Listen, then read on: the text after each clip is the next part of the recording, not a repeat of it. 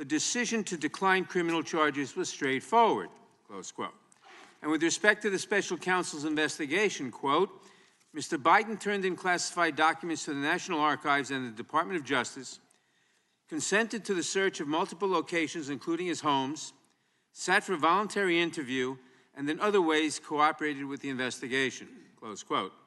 President Biden acted responsibly, cooperated completely, and the decision to decline criminal charges was relatively straightforward. In short, to borrow a phrase from the last administration, the Hur report represents the complete and total exoneration of President Biden. And how does that record contrast with President Trump, the documents he retained, and the criminal charges pending against him in Florida? We know that Trump deliberately took large amounts of classified information from the White House. He has admitted as much, occasionally pretending that he classified this information without telling anyone on his way out the door. We know that he stored that information around Mar-a-Lago in the craziest of places, on the ballroom stage, spilled across the floor of an unlocked closet next to the toilet. We know that he showed classified military plans to an author interviewing him at Bedminster. Quote, as president, I could have declassified it, Trump says on an audio recording. Now I can't, you know, but this is still a secret. Still a secret, close quote. So much for the declassification theory. We know from the indictment that Trump is alleged to have shared these classified documents with many other visitors to Mar-a-Lago. And we know that, despite this outrageous conduct, the Department of Justice gave Trump every opportunity to avoid criminal charges.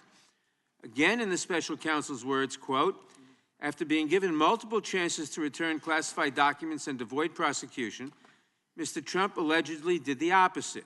He not only refused to return the documents for many months, but he also obstructed justice by enlisting others to destroy evidence and then to lie about it, close quote. Why did the president charge former President Trump but not President Biden?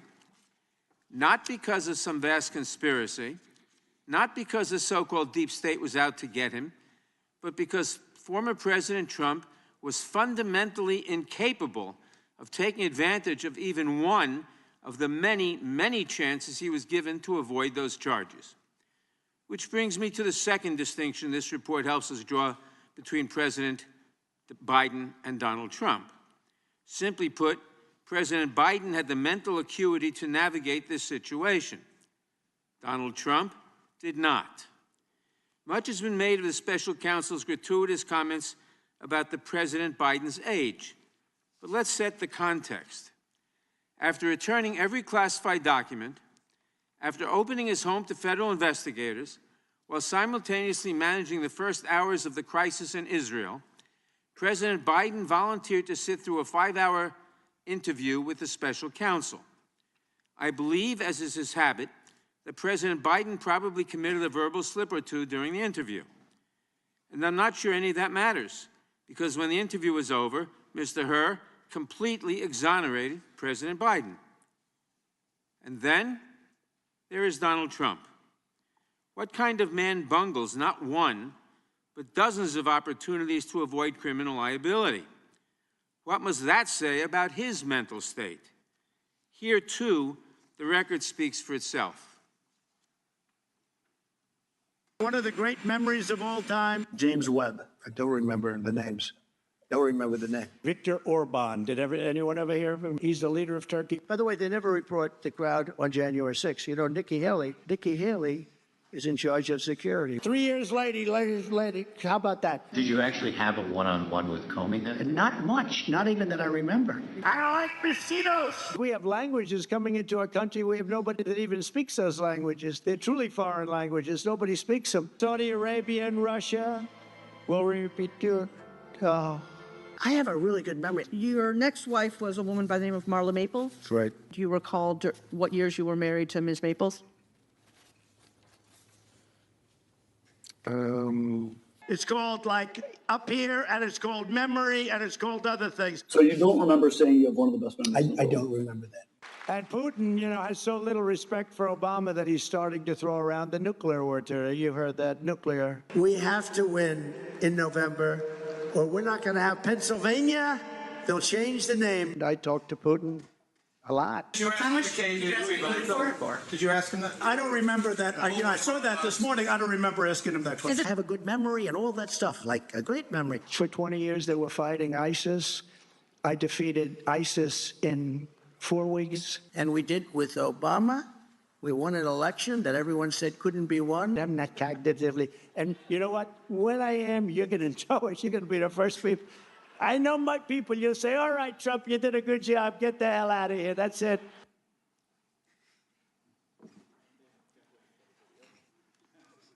That is a man who is incapable of avoiding criminal liability, a man who is wholly unfit for office, and a man who, at the very least, ought to think twice before accusing others of cognitive decline.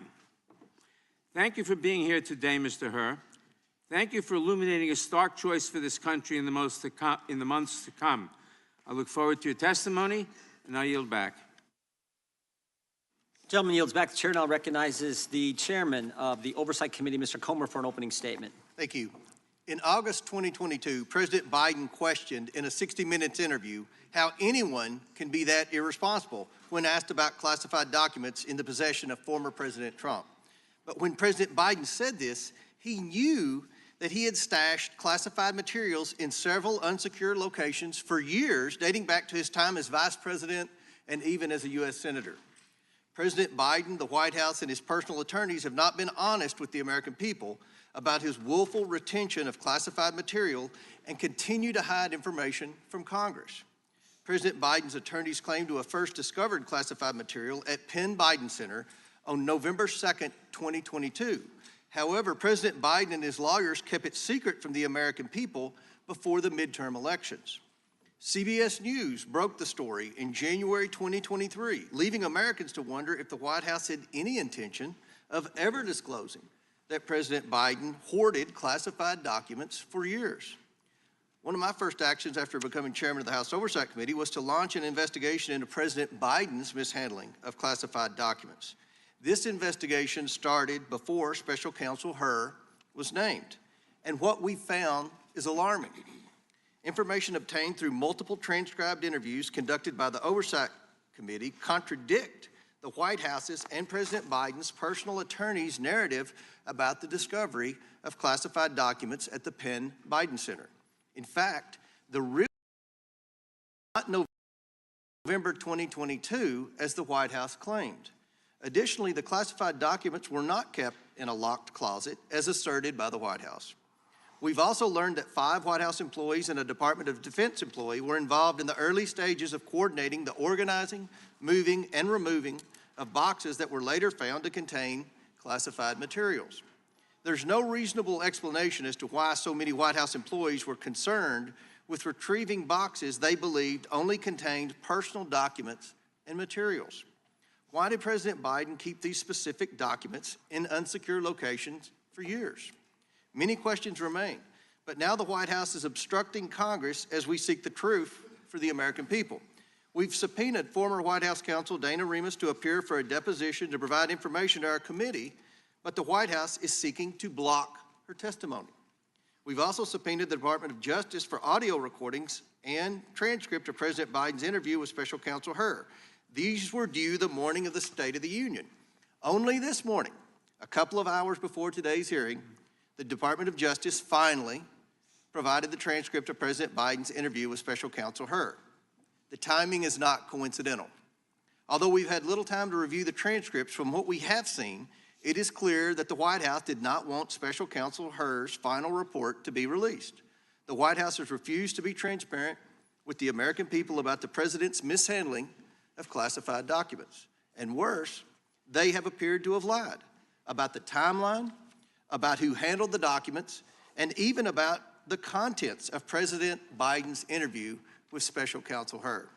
That is why today's hearing is important.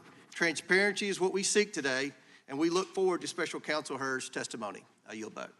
Gentleman yields back. The chair now recognizes the ranking member of the Oversight Committee, Mr. Raskin, for his opening statement. Thank you, Chairman Jordan. There are just 3 basic points that all Americans need to understand about Mr. Hur's report. Number 1, the special counsel exonerates President Biden.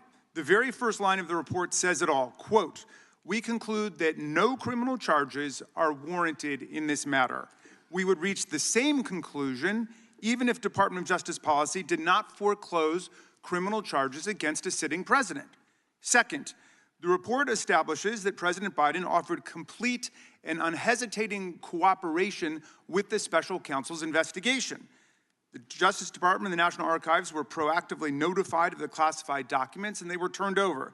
The president allowed the FBI to search his homes, and he sat for a voluntary interview for more than 5 hours on October 8th and October 9th, even as he was busy responding to Hamas's vicious terrorist attack in Israel. The report thus demonstrates President Biden's complete devotion to the rule of law and his respect for a fair and independent Department of Justice. President Biden did not assert executive privilege or claim absolute immunity for presidential crimes. He did not hide boxes of documents under his bed or in a bathtub. He did not fight investigators, nor did he seek to redact a single word of Mr. Hur's report. He consented to the search of numerous locations, including his homes, and he did everything he could to cooperate, not obstruct. Third, Special Counsel Hur repeatedly emphasizes that President Biden's conduct contrasts sharply with that of former President Trump. Hur observes that unlike President Biden, quote, "The allegations set forth in the indictment of Mr. Trump, if proven, would clearly establish not only Mr. Trump's willfulness, but also serious aggravating factors." He sets forth these points of difference in detail, quote, "Most notably after being given multiple chances to return classified documents and avoid prosecution, Trump allegedly did the opposite. According to the indictment, he not only refused to return the documents for months, but he also obstructed justice by enlisting others to destroy evidence and then to lie about it," unquote. He returned only a portion of subpoenaed documents and deliberately withheld the rest. Unlike President Biden, Trump did not alert the National Archives or DOJ of the documents, nor did he turn over all the classified materials in his possession. He did not agree to sit down for a voluntary interview with the special counsel. He never consented to a search of his home. On the contrary, Trump suggested that his attorney hide or destroy evidence requested by the FBI and the grand jury. Trump carefully instructed his aide to move boxes of classified documents to hide them from the FBI. Trump tried to delete incriminating security tape footage from Mar-a-Lago, and he got his attorney to provide a false certification to the FBI saying he had produced all the documents in his possession. He did not. Given that this report is so damning in the contrast between Biden and Trump, it is hard for me to see why our colleagues think that this hearing advances their flailing and embarrassing quest to impeach the President of the United States. What America sees today is evidence of one president who believes in the rule of law and works to protect it, and one who has nothing but contempt for the rule of law and acts solely in pursuit of his own constantly multiplying corrupt schemes. I yield back. Gentleman yields back. Without objection, all other opening statements will be included in the record. We will now introduce today's witness. The Honorable Robert Hur was appointed as a special counsel in January 2023 to investigate the removal and retention of classified documents discovered at the Penn Biden Center for Diplomacy and Global Engagement. He previously served as the Principal Associate Deputy Attorney General at the Department of Justice and as the United States Attorney for the District of Maryland. He was a law clerk for Chief Justice William Rehnquist and also clerked for Judge Alex Kaczynski on the Ninth Circuit Court of Appeals. We welcome our witness and thank him for appearing today. We will begin by swearing you in. Mr. Hur, would you please stand? Raise your right hand. Do you swear or affirm under penalty of perjury that the testimony you're about to give is true and correct to the best of your knowledge, information, and belief, so help you God? Let the record reflect that the witness has answered in the affirmative. Thank you, and you can be seated. Please know that your written testimony will be entered into the record in its entirety. Accordingly, we ask that you summarize your testimony. Mr. Hur, you may begin with your opening statement. Make sure you got that mic on, if you could, Mr. Hur. Thank you. Thank you, Chairman. Chairman Jordan, Ranking Member Nadler, Chairman Comer, Ranking Member Raskin, members of the committee, good morning. I'm privileged to have served our country for the majority of my career, a decade and a half, most of those years with the Department of Justice. I have served as a line prosecutor, a supervisor, the Principal Associate Deputy Attorney General, a United States Attorney, and a Special Counsel. I've served in these roles with gratitude as the son of immigrants to this country, the first member of my family to be born here. My parents grew up in Korea and were young children during the Korean War. My father remembers being hungry and grateful for the food that American GIs shared with him and his siblings. My mother fled what is now North Korea in her own mother's arms, heading south to safety. My parents eventually met, married, and came to the US, seeking a better life for themselves and for their children. Their lives and mine would have been very different were it not for this country. No matter the role, no matter the administration, I have applied the same standards and the same impartiality. My respect for the Justice Department and my commitment to this country are why I agreed to serve as special counsel when asked by the Attorney General. I resolved to do the work as I did all my work for the department, fairly, thoroughly, and professionally, with close attention to the policies and practices that govern department prosecutors. My team and I conducted a thorough, independent investigation. We identified evidence that the president willfully retained classified materials after the end of his vice presidency when he was a private citizen. This evidence included an audio-recorded conversation during which Mr. Biden told his ghostwriter that he had, quote, just found all the classified stuff downstairs, end quote. When Mr. Biden said this, he was a private citizen speaking to his ghostwriter in his private rental home in Virginia. We also identified other recorded conversations during which Mr. Biden read classified information aloud to his ghostwriter. We did not, however, identify evidence that rose to the level of proof beyond a reasonable doubt. Because the evidence fell short of that standard, I declined to recommend criminal charges against Mr. Biden. The department's regulations required me to write a confidential report explaining my decision to the Attorney General. I understood that my explanation about this case had to include rigorous, detailed, and thorough analysis. In other words, I needed to show my work, just as I would expect any prosecutor to show his or her work explaining the decision to prosecute or not. The need to show my work was especially strong here. The Attorney General had appointed me to investigate the actions of the Attorney General's boss, the sitting President of the United States. I knew that for my decision to be credible, I could not simply announce that I recommended no criminal charges and leave it at that. I needed to explain why. My report reflects my best effort to explain why I declined to recommend charging President Biden. I analyzed the evidence as prosecutors routinely do, by assessing its strengths and weaknesses, including by anticipating the ways in which the president's defense lawyers might poke holes in the government's case, if there were a trial, and seek to persuade jurors that the government could not prove his guilt beyond a reasonable doubt. There has been a lot of attention paid to language in the report about the president's memory, so let me say a few words about that. My task was to determine whether the president retained or disclosed national defense information willfully. That means knowingly and with the intent to do something the law forbids. I could not make that determination without assessing the president's state of mind. For that reason, I had to consider the president's memory and overall mental state and how a jury likely would perceive his memory and mental state in a criminal trial. These are the types of issues that prosecutors analyze every day. And because these issues were important to my ultimate decision, I had to include a discussion of them in my report to the Attorney General.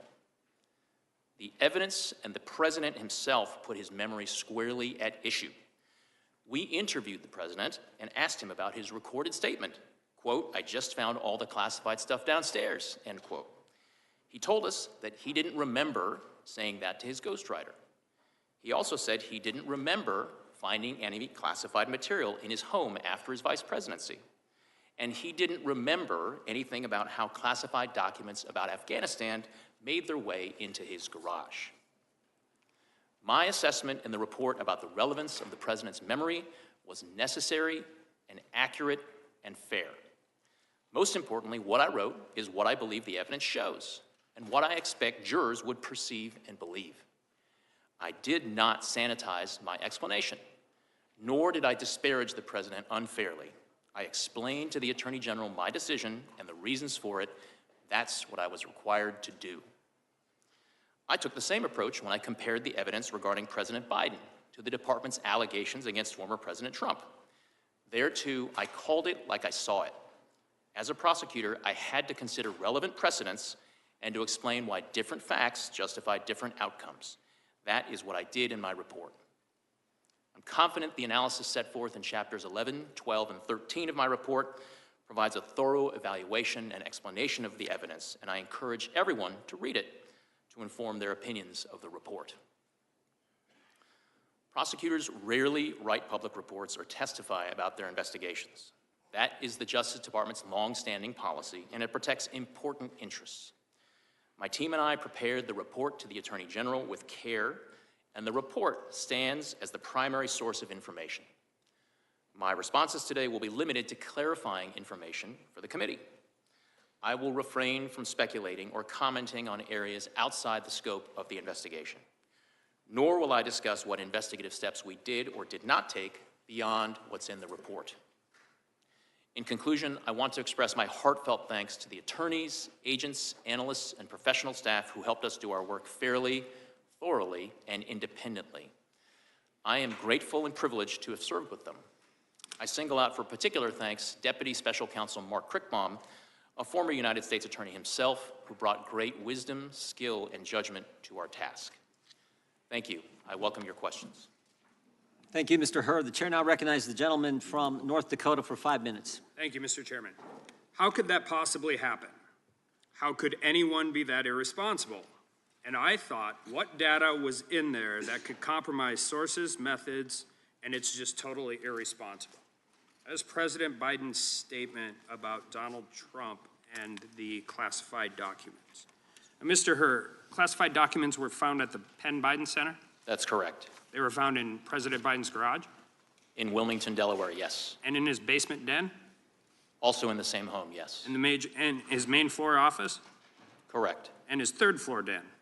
Correct. At the University of Delaware? Correct. And at the Biden Institute? Correct. All right. And the elements of the crime for this, I mean, we get into all of this, but the elements of the crime are pretty simple, right? President Biden had unauthorized possession of a document, writing, or note. That's correct. Correct. And that the document, writing, or note related to national defense. Correct. And that the defendant, and we may talk about the willfully part here, are officer entitled to receive it. Correct. There is a willfulness intent element, as you say. But those are the elements of the crime.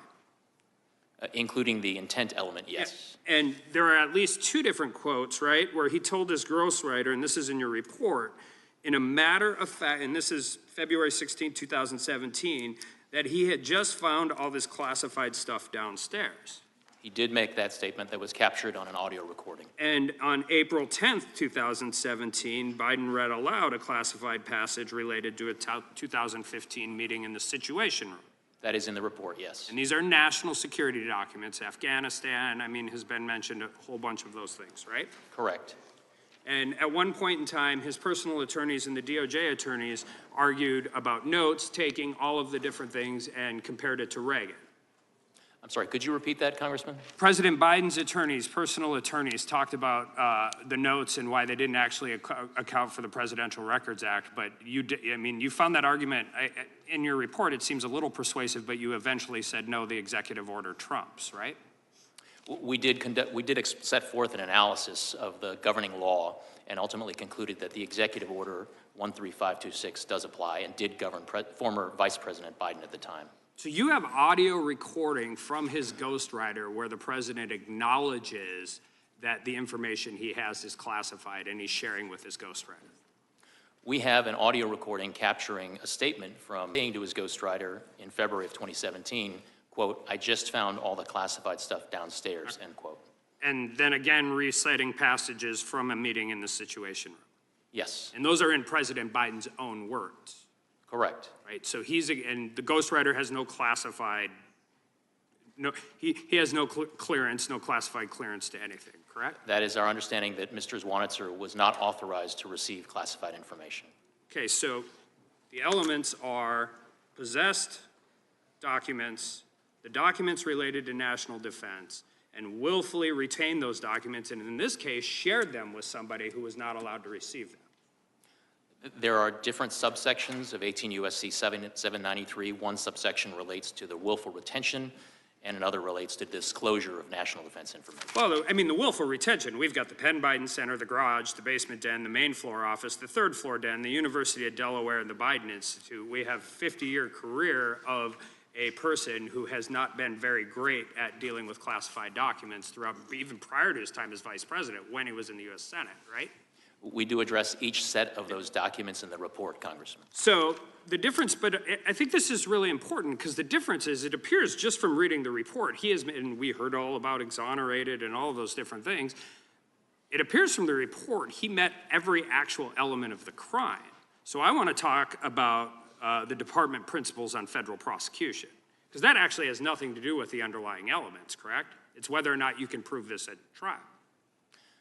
Under the department's justice manual and the principles of federal prosecution, a prosecutor has to assess the evidence and determine whether, in his or her judgment, the probable outcome will be a conviction at trial.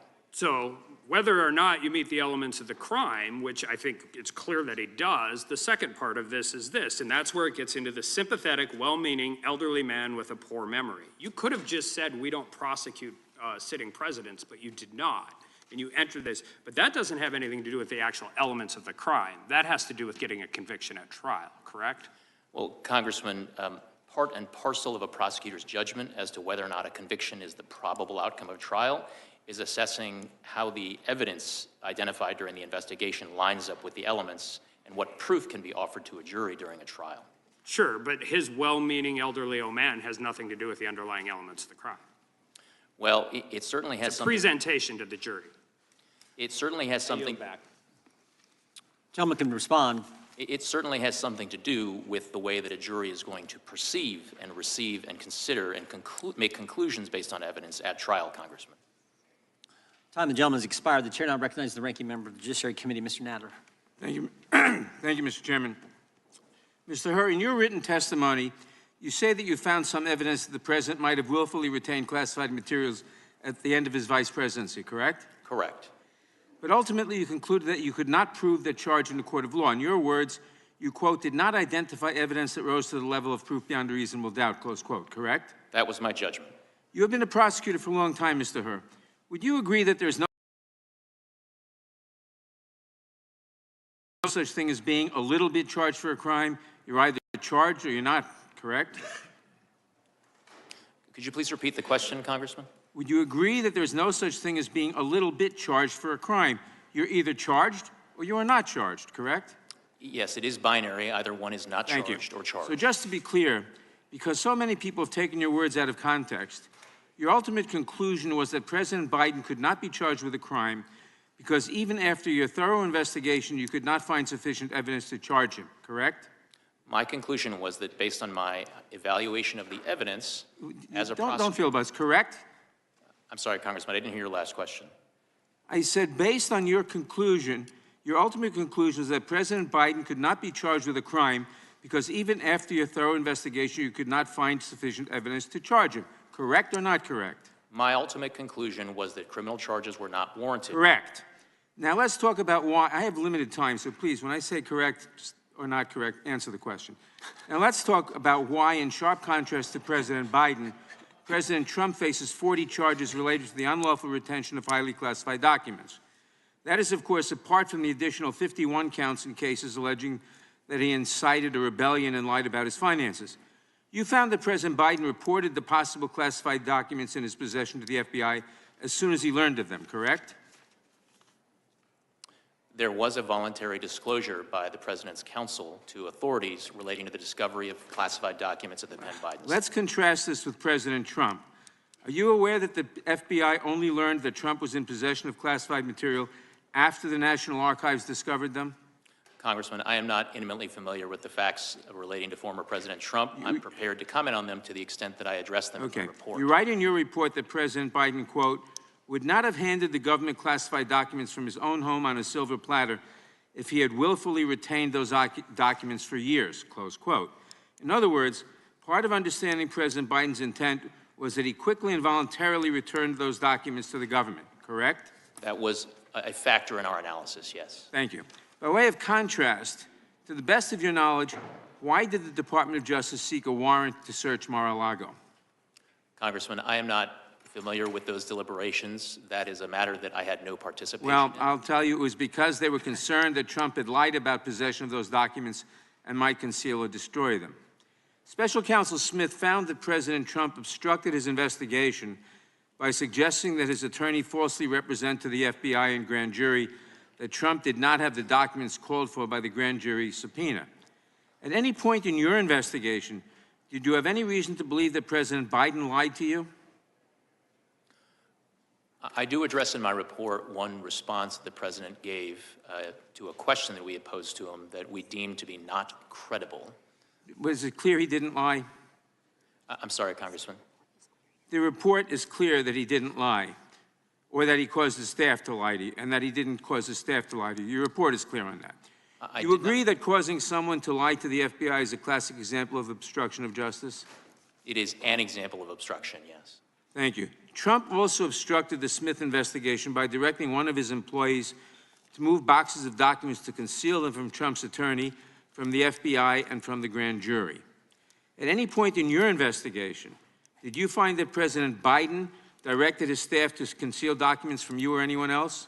We did not reach that Okay. conclusion. You would agree that hiding documents is a classic example of obstructing an investigation?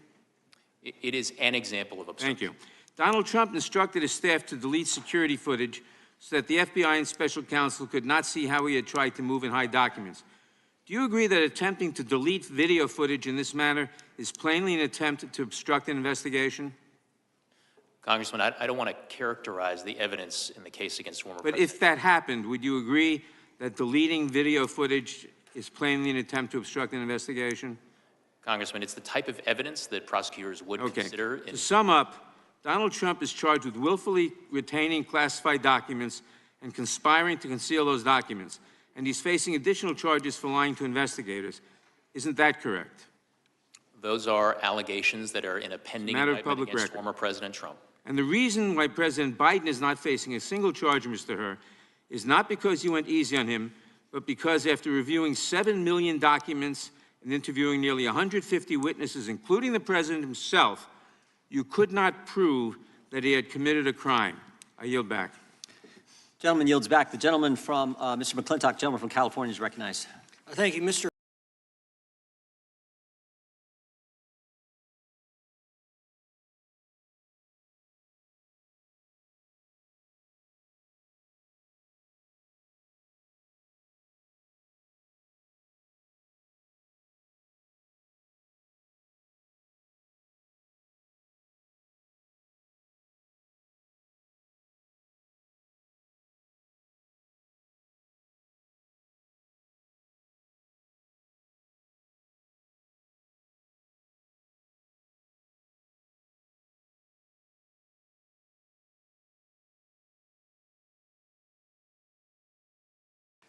You correctly noted in your report, former presidents and other senior officials have been given wide latitude in their possession of classified information, and I believe your decision not to prosecute Biden for the same offense is consistent with that precedent. But the problem is that precedent changed with the administration's decision to prosecute Donald Trump. And the irony is that as president, Trump had full discretion over handling classified material and full discretion in deciding which records to retain. As a senator or vice president, Joe Biden didn't have that. So now we get to this glaring double standard. I think it would be toxic to the rule of law on its face if it was just two ordinary citizens. But the fact that the only person being prosecuted for this offense happens to be the president's political opponent makes this an unprecedented assault on our democracy. This is the worst we could expect from a banana republic. And I wonder how you square this. Congressman, I do address, as I was required to as a prosecutor, a relevant precedent in the form of the allegations in the indictment against former President Trump. I set forth my explanation and my assessment and comparison of those precedents in my report, and I am not here to comment any further beyond Well, what's in my report. you said, for example, that there was no evidence beyond reasonable doubt. Well, you got the fact that he had classified material in his possession and control in multiple settings for multiple years, that he told others he was aware of this, and that he shared that material with others. The mind boggles at what beyond reasonable doubt would actually mean. Well, as I set forth at length in my explanations in chapters 11 and 12 of the report, my assessment is that the evidence, if presented at trial alongside potential defense arguments, would not probably result in a conviction at trial. Well, that's one of the points you make, is that President Biden's likely to be an elderly, sympathetic figure with a poor memory. But how does that bear on any individual's guilt or innocence? Isn't that, again, a question for a judge or jury to decide after guilt or innocence is determined? It is. And again, here's the problem. Donald Trump's being prosecuted for exactly the same act that you've documented that Joe Biden committed. Congressman, if I understood your question correctly, you said, isn't that a question for a jury? And it most certainly, through the lens of my question is, does that bear on the guilt or innocence of an individual? It certainly bears on how a jury is going to receive and perceive and make decisions. So the answer to my earlier question is correct. All I have to do when I'm caught taking home classified materials to say, I'm sorry, Mr. Herbert, but I'm getting old. My memory's not so great.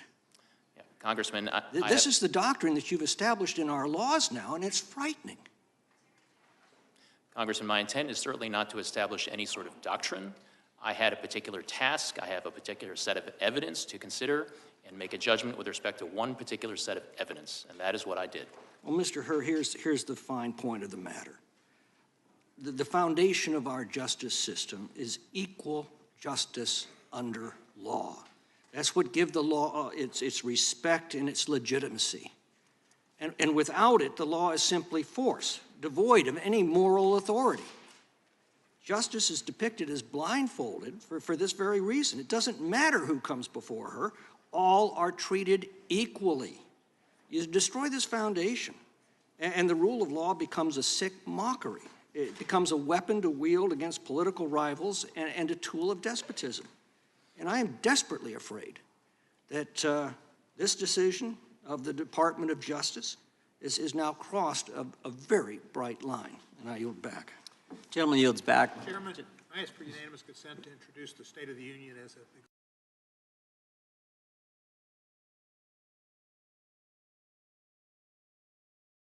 Chairman, I ask unanimous consent that a copy of an article in this morning's Washington Post entitled Full Transcript of Biden's Special Counsel Interview Paints Nuanced Portrait.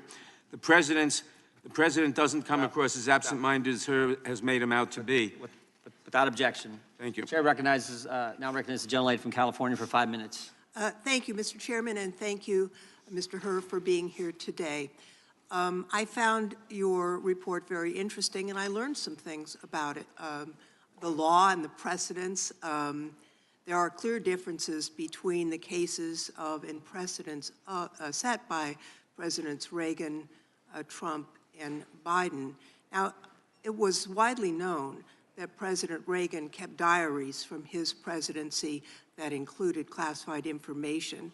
What I didn't know and learned in your report was that the Department of Justice, quote, repeatedly described the diaries in public court filings as Mr. Reagan's personal records, unquote, and that no agency ever attempted to remove his diaries. That's on page 195 of your report. Very interesting. So the investigation found that President Biden believed that his notebooks were his personal property, including work and political notes, reflections, to-do lists, and more that he was entitled to take home. You found that on page 232. So while much of his notebook was work-related, he still had some purely personal subjects like, again, I quote, gut-wrenching entities about the illness and death of his son, Beau, and that's on page 82 and 253 of your report. So it's clear, based on the Reagan precedent, that no criminal charges were warranted in this matter. relative to personal notebooks. Now, I want to be clear that although the notebooks contain some very personal information and President Biden considered them his personal property, the President allowed your team to seize and review all of the notebooks you found. Is that correct? That is correct. Now, that's in stark contrast to ex-President Trump's case. He obstructed and diverted all the investigations. Now, you also interviewed President Biden about other classified documents you found outside his notebooks, didn't you? Yes, Congresswoman. So did the President tell you that he believed any documents other than his own handwritten work were his personal property? Yes or no? We did not hear that from the President during his interview. So again, it's very different from ex-President Trump. Ex-President Trump said all of the documents marked classified were his personal property. President Biden did not consider documents that were produced by other entities with classification markings as his personal records.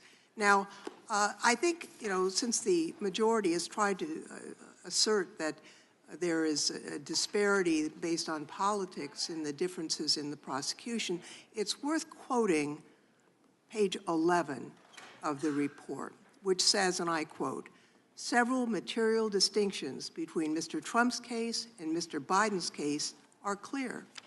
Most notably, after being given multiple chances to return classified documents and avoid prosecution, Mr. Trump allegedly did the opposite.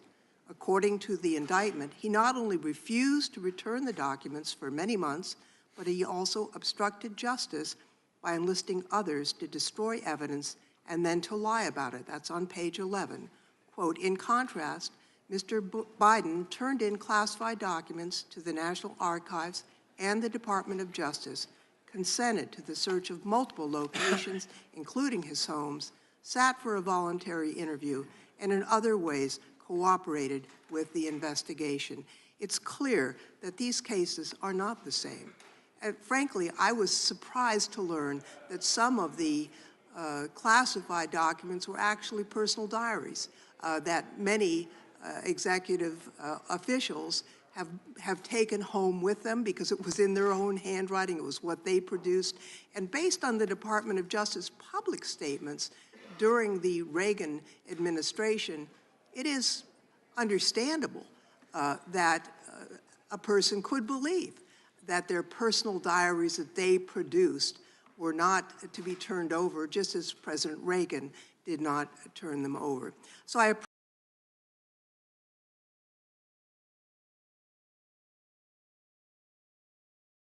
appreciate your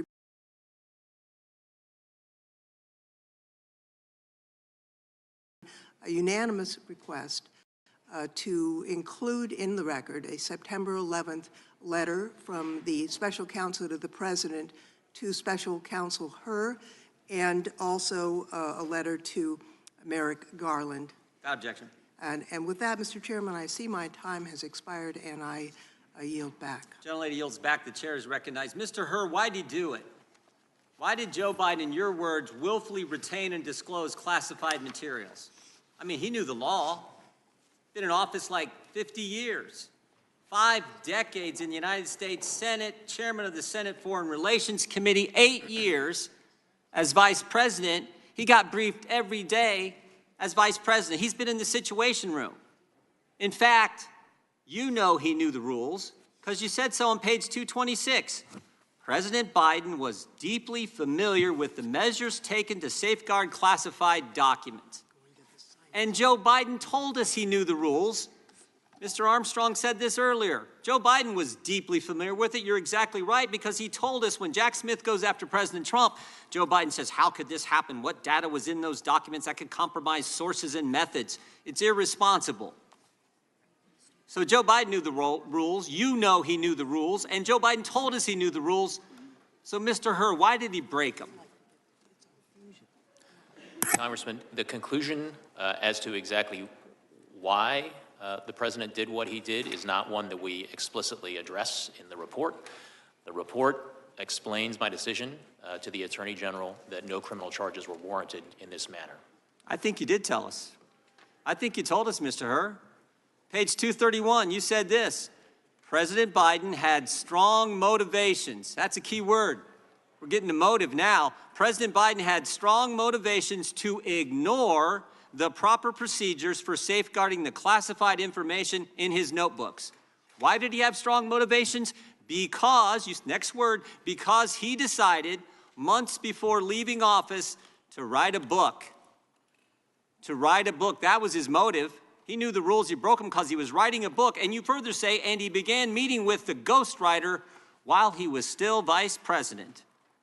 There's the motive. Mr. Hur, how much did President Biden get paid for his book? Off the top of my head, I'm not sure if that information appears in the report. Sure does. There's a dollar amount in there. You remember? I don't, it may be $8 million if that's $8 million. Joe Biden had 8 million reasons to break the rules. Took classified information and shared it with the guy who was writing the book.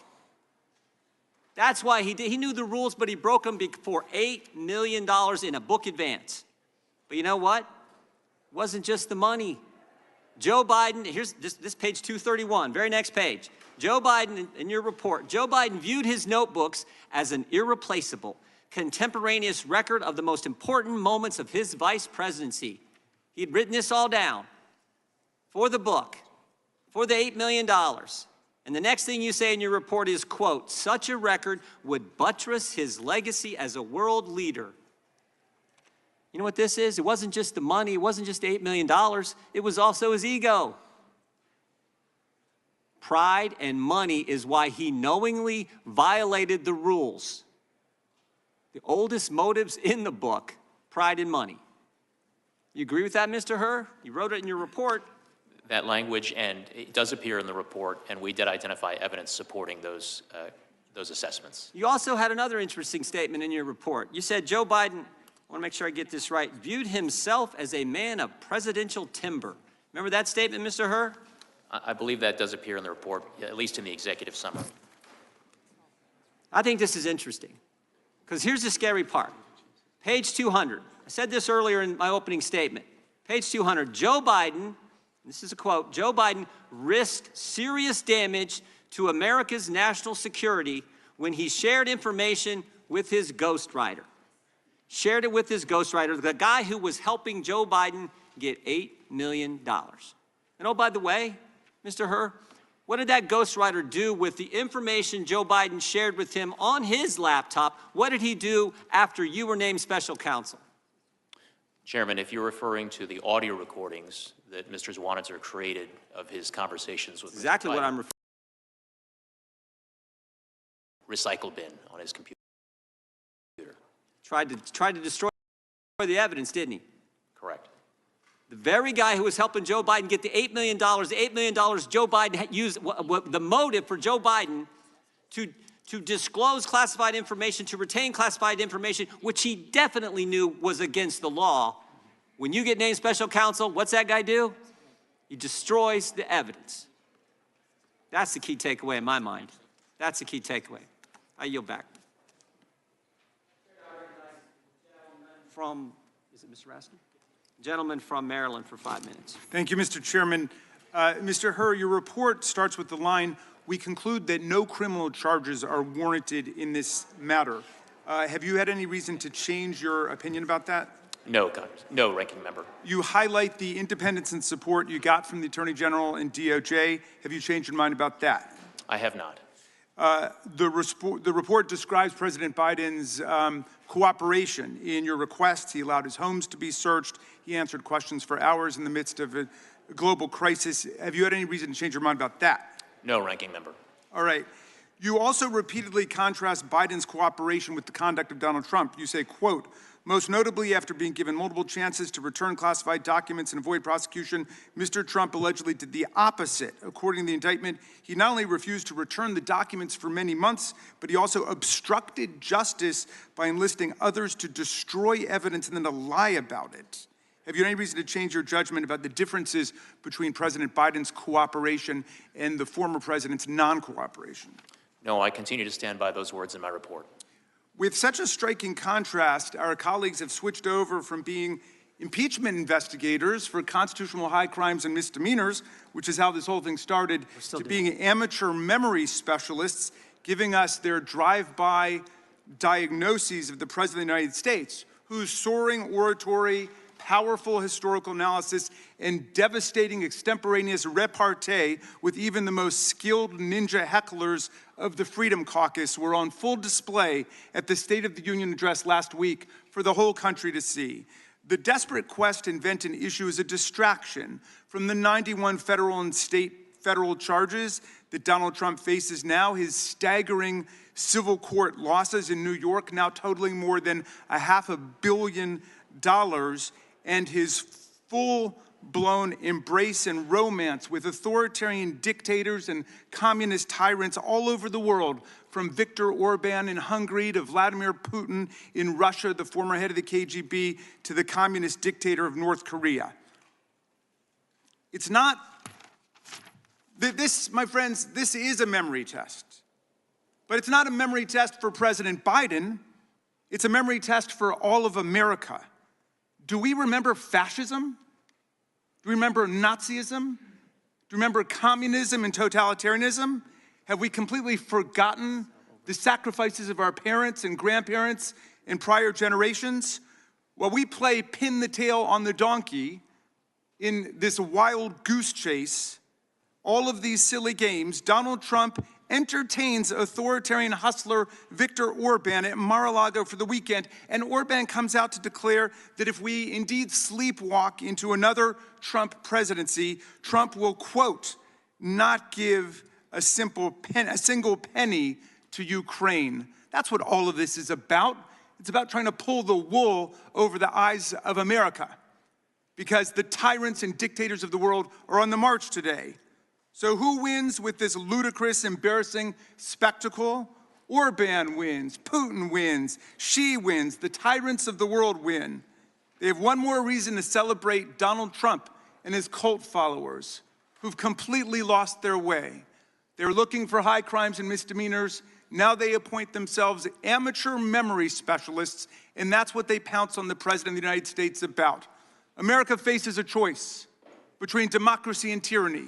And the President laid it out at Valley Forge, and he laid it out in the State of the Union. Will America stand on the side of people struggling against fascist aggression? Will we stand with the people of Ukraine against Vladimir Putin, whose filthy war has meant the kidnapping of thousands of Ukrainian children, the murder, the slaughter of thousands of Ukrainian civilians, and the attack on an independent sovereign democracy? But we're not working on that today. We're not standing up for democracy and human rights and international law around the world. No, we're trying to play memory detectives, to parse the language of a president who the whole world got to see at the State of the Union address directly address the real questions of our time. And it is democracy versus dictatorship. And all of the autocrats and the theocrats, all of the kleptocrats of the world are together in league against American democracy, and we have to stand up for American democracy against these stupid games. I yield back, Mr. Chairman. Gentleman yields back. The chairman of the Oversight Committee, Mr. Comer, is recognized for 5 minutes. Thank you, Mr. Chairman. During the Oversight Committee interviews, we've identified a number of White House employees who were involved in the mishandling of classified documents under the leadership of President Biden. Special Counsel Hur, can you please tell us approximately how many current and former White House employees you interviewed related to your investigation? Chairman Comer, I don't have that figure immediately at hand. Of course, it was a subset of the 173 interviews that we conducted during our investigation. Your report indicates that one of those former White House employees who you interviewed was Dana Remus. Is that correct? We did interview Ms. Remus. Ms. Remus was President Biden's former White House counsel, correct? She was President Obama's former White House counsel. I'm sorry, President Obama's White House counsel. Yes. Related to Ms. Remus, in your report on page 257, you wrote, in May 2022, White House counsel Dana Remus undertook an effort to retrieve Mr. Biden's files from the Penn Biden Center. Remus described the original purpose of that effort as gathering materials to prepare for potential congressional inquiries about the Biden family's activities during the period from 2017 to 2019. Now, it seems odd to me that Dana Remus and Joe Biden's personal lawyers were obtaining documents related to potential congressional inquiries about the Biden family activities when Joe Biden has publicly claimed he had no involvement with his family's business dealings. Can you provide more information about why Dana Remus, a government employee, was retrieving Joe Biden's documents from the Penn Biden Center? Chairman, I am able to tell you and clarify information that appears in the report about relevant, significant sources of information, but I am not in a position to be able to go beyond that. When you interviewed President Biden, did you ask him what documents he possessed at Penn Biden Center that could be related to a potential congressional inquiry about his family's activities? We asked President Biden a wealth of questions about all of the different sets of classified materials that were recovered during the course of our investigation. Did anything pertain specifically to our congressional inquiry of President Biden that you recall? If there are more specific aspects of it that you have in mind, Chairman, that would be helpful to me. Interest pertaining to his family's influence peddling activities? If it's helpful, Chairman, Appendix A does list in table chart form a brief description of all of the marked classified documents that were recovered in our investigation. We intend to interview Ms. Remus, and the recording or transcript of your interview would be highly relevant to our future questioning of her. Can you confirm that you did, in fact, record her in your interview? It was our practice to record the interviews that we conducted, Chairman Comer. Additionally, in the course of the investigation, the Oversight Committee learned from a Penn Biden Center employee that Annie Tomasini, a White House employee, visited the Penn Biden Center in 2021. Did you interview Annie Tomasini in the course of your investigation? Chairman, we do not, the report does not reflect that specific name, but what I can tell you is that the report does reflect that we interviewed the Director of Oval Office Operations, and one of the places that's reflected is footnote 973. Okay. The Oversight Committee interviewed Kathy Chung, a Department of Defense employee and former assistant to Vice President Biden, and learned that Ms. Chung visited the Biden Penn Center in June 2022 after being contacted by White House counsel in May 2022. This was months before classified documents were allegedly found in November 2022. Did you interview Kathy Chung in the course of your investigation? Chairman, I believe that the substance relating to the subject that you're asking about appears on page 259 of the report. And while the name Kathy Chung does not appear in the text of the report, there are references to interviews of an executive assistant, including at footnote 988. Good. The Oversight Committee also learned from its interviews with Penn Biden Center employees and Kathy Chung that Dana Remus, Anthony Bernal, and Ashley Williams, all at the time White House employees, then visited the Penn Biden Center on different occasions before the alleged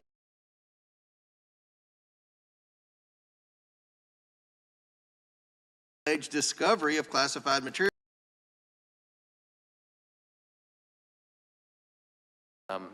Many individuals, and I can assure you, Chairman, that it was a priority of ours to interview all the relevant sources of information about these documents, how they got there, who knew about them, and who accessed them. So again, they were all recorded, is that correct? So there would be recordings? It was our practice to interview recordings, yes, sir. How many White House employees visited the Penn Biden Center before classified materials were reportedly discovered there in November 2022? I don't have according to the White House. Sir, I don't have an exact count of. How many visits to the Penn Biden Center were made by either White House employees or President Biden's personal attorneys before the official discovery of documents in November 2022? I don't have that figure at hand, but that should be detailed in Chapter 14 of the report, sir. Yield back. Gentleman yields back. Gentlelady from Texas is recognized for 5 minutes. Before, Mr. Hur, anytime you need a break, just if you need a break, let us know, because we're going to go a while, as you well know. Thank you, sir. Ms. Jackson-Lee is recognized.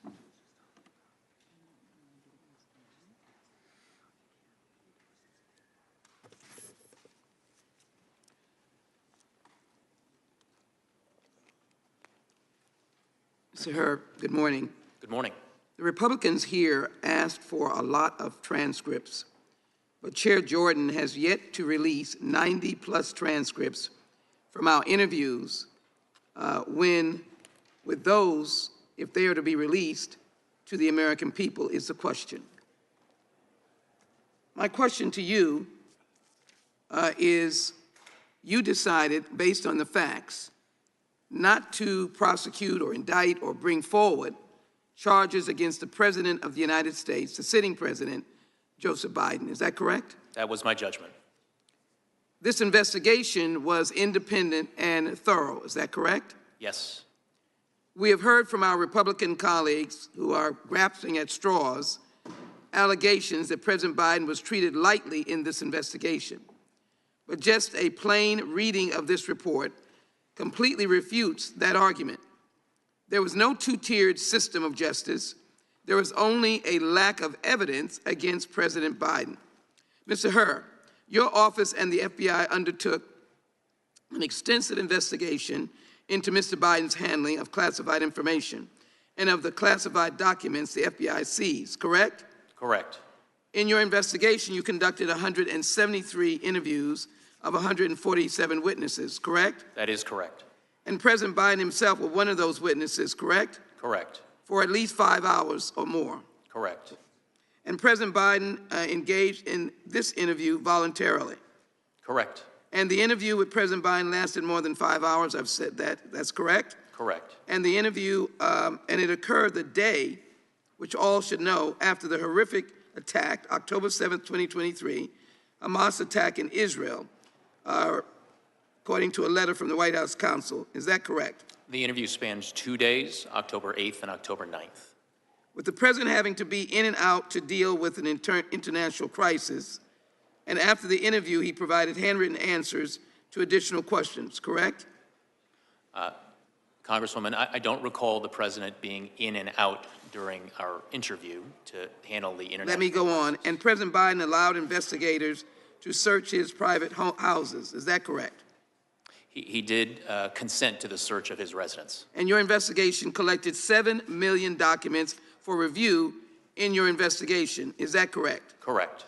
And this included emails, text messages, photographs, videos, toll records, and other materials from both classified and unclassified sources. Correct. Correct? And you referred or reviewed President Biden's handwritten notes as well, correct? Correct. And you coordinated with the multiple government agencies to organize and complete your investigation, correct? We consulted with numerous agencies to conduct And that classification included reviews of evidence that was seized during the investigation. All right. And that included working with national security experts in the intelligence community to carefully analyze each classified document that was obtained. With respect to marked classified documents, that's correct. We submitted excerpts from the former Vice President's notebooks for classification review. And if agencies reviewed classified material and gave it different levels of classification, you classified it as a higher level for the purposes of your investigation, to be thorough, correct? That is reflected in appendices A Thank and you. B. Use the highest level of classification identified by an agency as the current classification of the document. Let me go on. Attorney General Garland appointed you as special counsel over the matter on January 12, 2023, correct? Correct. He authorized you to investigate Mr. Biden's possession of the classified documents, including possible unauthorized removal and retention of classified documents or other records. Correct. At the Penn Biden Center, President Biden's home, Delaware, as well as any matters that arose from the initial investigation or may arise directly from the special counsel investigation. Is that correct? I believe that accurately reflects the language of the appointment order. So you operated an independent investigation for about a year, which you just stated that you had adequate resources to complete, in which you conducted 173 interviews, included with President Biden himself. You reviewed 7 million documents, including President Biden's personal records, and searched his home thoroughly. And in this thorough, lengthy investigation, you did not uncover enough evidence to recommend prosecution against the president. Is that correct? That's my judgment. And if you had found enough evidence to warrant prosecution, did you feel free, unrestrained by the Attorney General appointed by President Biden to make such a recommendation to the Attorney General? I was aware of the Office of Legal Counsel policy right now, prohibiting sitting presidents from being charged with federal crimes. But apart from that, what I can tell you, Congresswoman, is that the investigative steps that we took were my own, the judgment was my own, and the words in the report are my own. And you would have done so. Regular order, Mr. The time of Chairman. the gentlelady has Would have done expired. so. Mr. Chairman, I'd like to put into the record justsecurity.org, the real Robert Hur report, without as objection. unanimous consent. Without objection. The chair now recognizes the gentleman from Florida for 5 minutes. February 8th, the White House. Question, Mr. President, why did you share classified information with your ghostwriter? The President, I did not share classified information. I did not share it. I guarantee I did not. That's not true, is it, Mr. Hur? That is inconsistent with the findings based on the evidence in my report. Yeah, so it's a lie, is just what regular people would say, right? Yeah, all right. So the next one.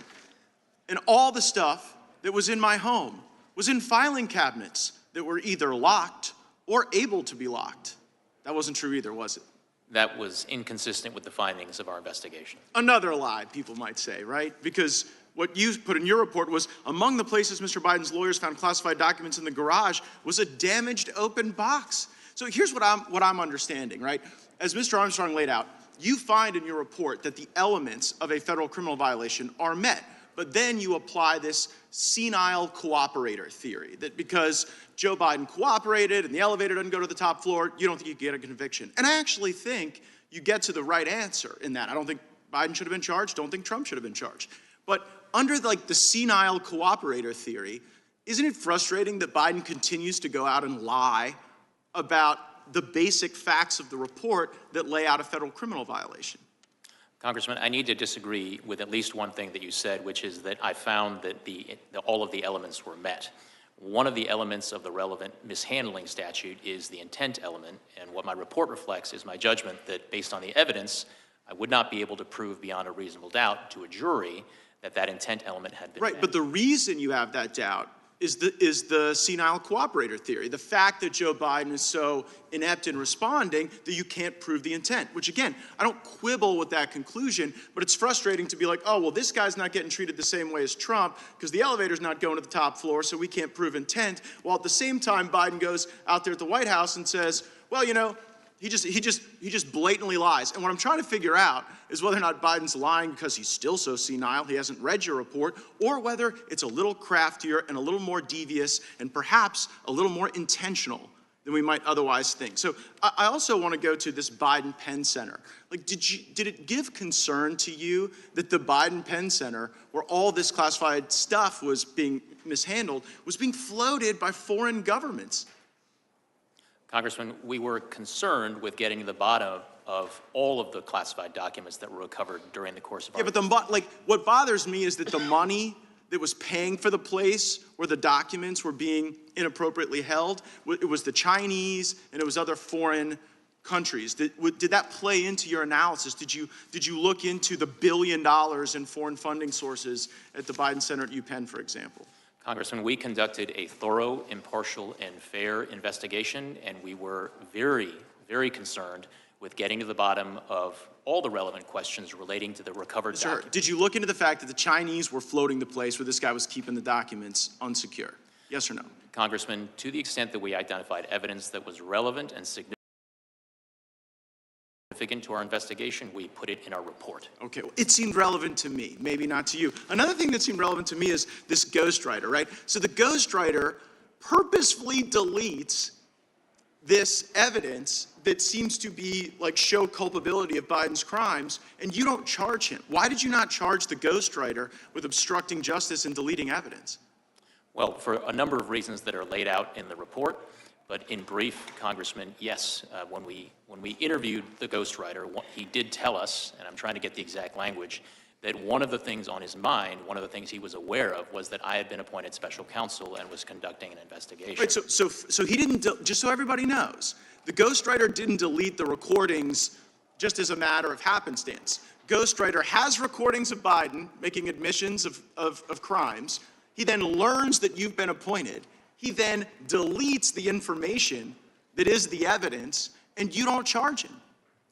That is reflected in the report, and one of the reasons... What does somebody have to do to get charged with obstruction of justice by you? If deleting the evidence of crimes doesn't count, what would meet the standard? So, Congressman, as we state in the relevant chapter of the report, one of the things that Mr. Zwanitzer did not delete was transcripts of the recordings that he had created that included inculpatory evidence relating to Mr. Biden. Oh, so if you destroy some evidence but not other evidence, that somehow absolves you of the evidence you destroy? Here's what I see. Zwaniger should have been charged, wasn't. Biden and Trump should have been treated equally, they weren't, and that is the double standard that I think a lot of Americans are concerned about. I see my time's expired, I yield back.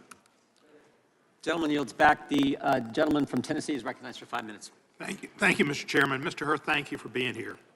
A little confused about this hearing. Mr. Raskin laid out the big picture, what we should be concerned about, but in the more limited picture, Director Mueller had an investigation. He's our most famous recent special prosecutor, and he found sufficient evidence to say there was a connection between Russia and the Trump campaign. And it supported a criminal prosecution if you were not president. You found there was no evidence to support a criminal prosecution. And the story here is simple. President Biden identified classified documents in his home and other places and told archives about them. The Independent Department of Justice under Attorney General Merrick Garland appointed you, a former Trump political appointee, as special counsel to fully investigate these circumstances and authorized you to prosecute criminal misconduct. You declined to prosecute because you found insufficient evidence of a crime. Case closed. It makes really a perfect case. You did your job, Mr. Garland did his job, and unlike Mr. Barr, he didn't interfere. Did Mr. Garland ask you to change your report at all? He did not, sir. Didn't redact a thing? No, sir. Like Mr. Barr did, he redacted everything and made the Mueller report look like 180 degrees different than what it was. Mr. Garland did right, and you did right, and I commend each of you. The Department of Justice is independent and allows the special counsels to investigate and prosecute the facts if it's supported. Joe Biden's actions in handling of classified materials is similar to most other former presidents and vice presidents. The exception is Donald Trump. So let's start with some yes or no questions. Did you receive any pressure from Mr. Garland or his staff to make any specific factual finding or legal conclusion? No. Did you receive the resources necessary to carry out your duties? Yes. Do you have any reason to believe that you were treated differently with regard to independence or resources than other DOJ special prosecutors? No. Based on your experience as special counsel, do you have any reason to believe the Attorney General was improperly directing, pressuring, or interfering with Jack Smith or his work? I do not have the basis to answer that question. But your declination, which we treat as thoughtful and apolitical, we should treat prosecutorial decisions by Jack Smith the same way, to the best of your knowledge. Again, I really do not have the sufficient information with respect to Jack Smith's investigation to provide any comment on it. Let me ask you this.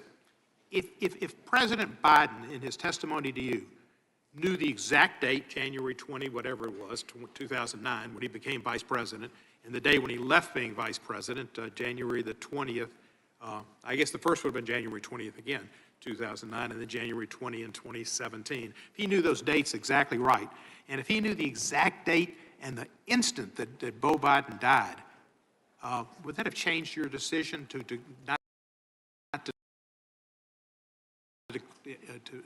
bring a prosecution? Sir, I cannot engage in hypotheticals about what my decision would have been with different facts. What I did was to make a decision based on the facts and the circumstances that I was presented with, and we did identify during our investigation. But it appears to me, and I think it would appear to the American public, that these minor discrepancies, as far as dates and after a long period of time, was not the basis. It was not the basis for your decision to decline to prosecute. It was the fact that you didn't have the facts, that he acted differently than Trump, that he voluntarily provided the documents, that he complied with the Justice Department, that he didn't try to obstruct justice. Those were the reasons you didn't prosecute him, not because he missed a few dates. Congressman, my reasons for my declination decision are set out in my report, and I stand by the words in the report, sir. Well, thank you. And I think I'm encompassing them in my what I'm saying to you is that there was not anything to do with his memory why he wasn't chosen to be, you chose not to indict him. It was the difference in the facts in the case and how he dealt with it. The fact is, Mr. Biden sat through 5 hours, and he did an admirable job. And he did an outstanding job in the State of the Union, laying out the case for the future of America, for the middle class, for democracy around the world, for standing up to the Russians, not bending down to them. That's what's important. Not if you can be like on the $64,000 question, assuming it was legit, and answering every single question correctly. That's not what you need to be president. To be president, you need to have values. You need to have an understanding of what values America has and needs to maintain to keep the world safe and peaceful. That's dealing with Ukraine. That's dealing with difficult people like Netanyahu in Israel to try to get something done that's correct. That's what Joe Biden does. And understanding Social Security and Medicaid are important institutions that help seniors, not senile people. I mean, I really object to that comment. People, nobody suggests he's senile, and that's disrespectful of senior people with any kind of memory disability. Lots of seniors have memory disability, but they're not senile, and to do such was shameful. Joe Biden is a competent, good president who knows American values. Gentleman's time has expired. Gentleman yields back. Gentleman from California is recognized for 5 minutes. Thank you, Mr. Chairman. Mr. Hur, I'd like to start off by thanking you for a year of hard work and a comprehensive report. I'm going to try not to provide testimony, as some people on both sides are, or provide conclusions, but I do have some questions that lead me to ask you for conclusions. One question is, were there notes of the President of the United States that dated back to when he was a senator that contained classified information? Among the documents that were recovered during our investigation were marked classified documents that dated back to when Mr. Biden was a senator. When he was in his 30s, 40s, 50s? I believe that's correct. And were there documents from the time that he was vice president? Yes. Okay. So there's been a lot to do about, senility, non-senility, poor memory, and so on. But let's just go through something that you deal with as a prosecutor every day. You first start off with a set of initial evidence that indicates there may have been a crime. Is that right? By the time it gets to you, usually you have some evidence that there may have been a crime. I think that is fair, yes. Okay, and in this case, at some point during this investigation where the elements of the crime, including willfulness, were put before you and you reached a personal conclusion that either there was likely guilt or not. Is that correct? Not provable, not in front of a jury, just personal, because you have to make that decision as part of the case, correct? Correct, and I would say I approach the task as I have been trained to as a prosecutor, which is as on an iterative basis. The investigation is always uncovering new evidence that you incorporate. Right, so both before, during, and at the end, did you reach a conclusion, notwithstanding his current mental state of being an elderly man with a poor memory and so on, that he did in fact deliberately take documents and held them from back when he was a senator, and we're talking about your personal, not that you could prove it, but personally, did you see a pattern that goes all the way back to him being a senator of taking documents, making notes, and taking them and holding them personally? Congressman, I viewed my task as a prosecutor in this matter to determine are debating the conclusion. I just want to go through one element that I think is important. Look, you've prosecuted people in the past and failed to get a conviction. Is that correct? Correct. Okay, you're not a 1,000 perfect batting average. Okay. I can't say that. Yeah. So you went into cases thinking that you would succeed and you didn't. One might say you probably declined to prosecute ones that you might have either gotten a conviction or gotten a plea on. Would you say that's fair to say over your long career? I think that's fair because I take the rules as set forth in the Justice Manual seriously. However, I'm going to presume that you would never prosecute someone you thought was outright innocent. Correct. In this case, did you reach a conclusion that this man was outright innocent? That conclusion is not reflected in my report, sir. Right. So you did not reach that conclusion, or it would have been in your report. I viewed my task of explaining my decision to the Attorney General as being based on my judgment and my assessment of the evidence, would a would a conviction at trial be the probable outcome? And that's what's at stake. And I just want to make sure the record is complete in that, because I think it's extremely important. You did not reach an idea that he had committed no wrong. You reached a conclusion that you would not prevail at trial and therefore did not take it forward. Is that correct? Correct, Congressman. Okay. I just want to go through one or two little, these are housekeeping almost. The documents that the president, then vice president, took, which included his own notes, to your knowledge, aren't those covered by the Freedom of Information Act? Potentially. I honestly do not know, Congressman. Aren't they covered by the Presidential Records Act, as every note and every text of the president, the vice president, and members of the cabinet are covered? I think different folks would have different views on whether they're covered by the PRA, Congressman. But isn't it true that he left office leaving no copies of that behind, and that alone was inconsistent with an open and transparent individual, correct? I'm not aware of copies of those materials being left behind, Congressman. Okay, I want to thank you, and Mr. Chairman, I want to thank you for the extra few seconds. I yield back. Gentleman yields back. The gentleman from Georgia is recognized. Thank you, Mr. Chairman. Mr. Hur, you've led a distinguished career, earning your law degree from Stanford University, and you served as a student as executive editor of the Stanford Law Review, correct? Correct. Then you went on to clerk for Judge Kaczynski of the Ninth Circuit, correct? Yes, sir.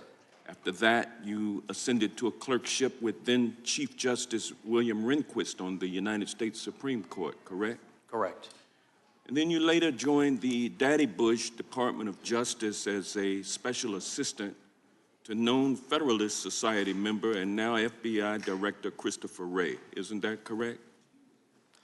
I did spend some time working for former Assistant Attorney General Christopher Wray. And you later joined the Trump Justice Department as the Principal Associate Deputy Attorney General, working as the right-hand man for another known Federalist Society member, Rod Rosenstein. Isn't that correct? I served as Mr. Rosenstein's principal deputy. And then Donald Trump appointed you to serve as U.S. Attorney for the District of Maryland. Is that correct? President Trump nominated me to serve in that position, and I was unanimously confirmed by the United States Senate. That's correct. And thereafter, Attorney General Merrick Garland appointed you to serve as special counsel for the United States Department of Justice to conduct a full and thorough investigation of certain matters to determine whether or not Joseph Biden should be charged with unlawfully removing and retaining classified documents. Isn't that correct? Correct. And nowhere in that order does Attorney General Garland authorize you to conduct an investigation and issue a report on whether President Biden is mentally fit to serve as president. Isn't that correct? That does not appear in the appointment order. And pursuant to your appointment to conclude your investigation, you issued a report that was published by Attorney General Garland, correct? He made it available to Congress, sir. And your report concluded that after a full and thorough investigation, the evidence was insufficient to establish that President Biden had willfully retained classified documents.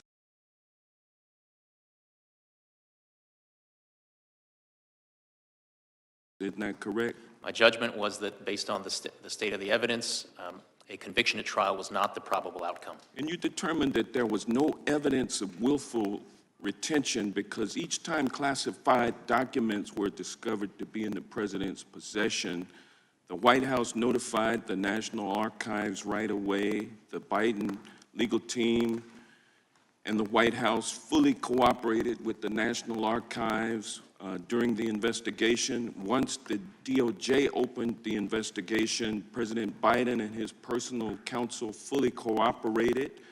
Isn't that correct? We did identify some evidence of willful retention and disclosure, but we also the point noted is, though, that the president cooperated fully with you. And didn't they never tried to hide any documents from you, did they? The report does note steps of cooperation taken by the president. Thank you, sir. And last but not least, unlike in the Trump classified documents case, President Biden's counsel never falsely certified that there was no classified documents in the president's possession, correct? The report does include some comparisons and contrasts between the facts alleged in the Trump case and the Biden case. Despite clearing President Biden from being prosecuted, you used your report to trash and smear President Biden because he said in response to questions over a 5-hour interview that he didn't recall how he got the documents. And you knew that that would play into the Republicans' narrative that the president is unfit for office because he's senile. And the American people saw during the State of the Union address that that was not true. But yet that's what you tried to offer to them, and that's why they are having you here today, so that they can expand upon that narrative. And you knew that that's what was going to happen, didn't you? Congressman, I reject the suggestions that you have just made. That is not what happened. Let me move on. Partisan then, politics sir. played no part whatsoever in my work. You are a member of the Federalist Society, are you not? And fair. Are you a member of the Federalist Society? I am not a member of the Federalist Society. But you are a Republican, though, aren't you? I am a registered Republican. Yes, sir. And you're doing everything you can do to get President Trump reelected so that you can get appointed as a federal judge or perhaps to another position in the Department of Justice. Isn't that correct? Congressman, I have no such aspirations, I can assure you, and I can tell you that partisan politics had no place whatsoever in my work. It had no place in the investigative steps that I took. It had no place in the decision that I made, and it had no place in a single word of my report. Thank you, sir. Gentleman's time has expired. The gentleman from New Jersey is recognized for 5 minutes. Thank you, Mr. Chairman. Mr. Hur, thank you for being here. You know, I think for the folks that may be watching this at home, they might be a little bit confused, and I'm trying to organize this in my mind as well. The way the president is portrayed in your report and just how we feel about him. Was he a well-meaning, forgetful man, as you said? Or was he a man that was focused on history? Was he a man that maintained and retained these top secret documents that should have been not in his home? And was he a man that wanted to prove he was worthy to be president and that his vision of Afghanistan was better than even President Barack Obama's and that his focus on history was most important to him? Do you know which it is? Congressman, to the extent you're quoting language from my report, I stand by the words in my report. So you stand by that he was, and let me quote you exactly, quote, a well-meaning but forgetful old man. I don't think those exact words appear in the report, Congressman, but to the extent that I use words similar to that effect in my assessment of how a jury would perceive Mr. Biden and the evidence relating to him, including his testimony, I do stand by that assessment. So is it accurate to say that in your interview, President Biden retained and disclosed classified materials as a means to bolster his image as a presidential figure? And I'm going to ask you for yes or no's here because our time is so limited. I believe words to that effect are in my report, So Congressman. the answer is yes. Would you agree that President Biden's intent to showcase his legacy provides a motive for his actions concerning classified materials? Yes or no? It is one of the motives addressed in the report. Yep, to showcase his legacy. Is it accurate to quote your report that classified documents were found in, quote, badly damaged boxes in his garage near a collapsed dog crate, a dog bed, a Zappos box, and an empty bucket? Is that correct? Those words do appear in the report. So that's correct. The answer is yes.